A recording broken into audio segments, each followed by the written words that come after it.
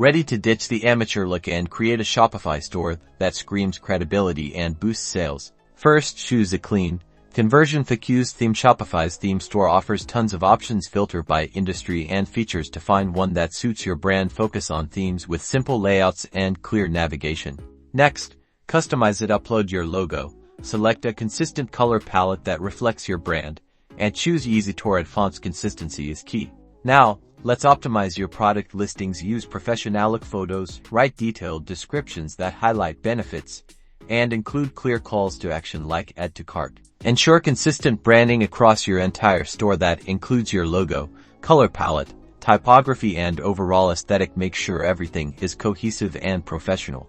Implement essential features like easy-to-use navigation, clear call-to-action buttons, and trust badges to reassure customers about security. Optimize your checkout process, provide transparent shipping information, and offer easy access to customer support to make your business look well established. Structure your store layout for easy browsing. Group related products together, use clear headings and subheadings, and make it easy for visitors to find what they're looking for. By implementing these strategies, you can transform your Shopify store into a professional online destination that attracts customers and builds trust.